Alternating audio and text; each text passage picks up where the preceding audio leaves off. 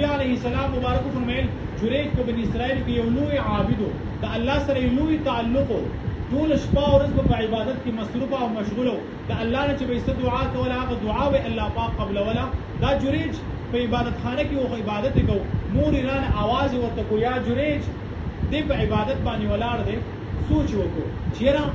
سلام وګرځوم دې مور طرف ته لاړ شم او کنه د عبادت جاری وساتم به پړ کې داراله چې د خپل عبادت کوا ځکه د الله پاک حق په ما باندې ډیر دی او خپل عبادت جاری وساتو ویم پیر باندې مور راله आवाज وکړو یا جریج د بیا مانځه طرف ته عبادت طرف ته توجه ورکړه او مور طرف ته لاړ په دریم ځل باندې چې کله مور आवाज وکړو د جواب ورنکو د مور د خلینې په دعا وخته ای جریجا الله تعالی تر هغه وخت پورې مرګ نه راولي تر څو پورې چې الله تعالی د زناکارو مخ نه وړي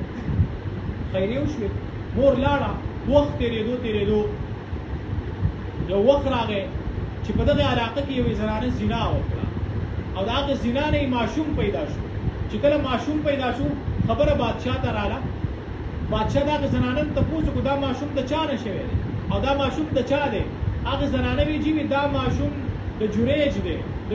دی او دا زمانه او شو جریج زما سره بدکاری کړی و زنا یې کړو دا غینه دا معشوم پیدا شو بادشاہ ډیر پریشان شو ډیر خفه شو چې ګوره جریج هغه سړی چې مونږ به دا خپل ته مونږ ورته مونږ ته دعا کوو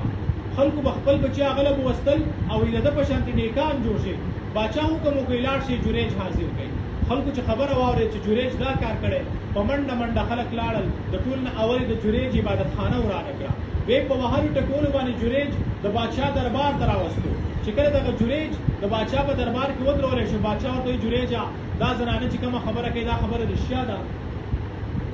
هغه ته پوښتنه کې بادشاہ دا زنانه څه خبره کوي وای دا زنانه په تا باندې الزام لګي چې دا معشوم ستاله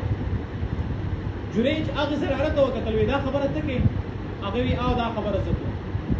جریج وی دا معشوم را نږدې کوي ماته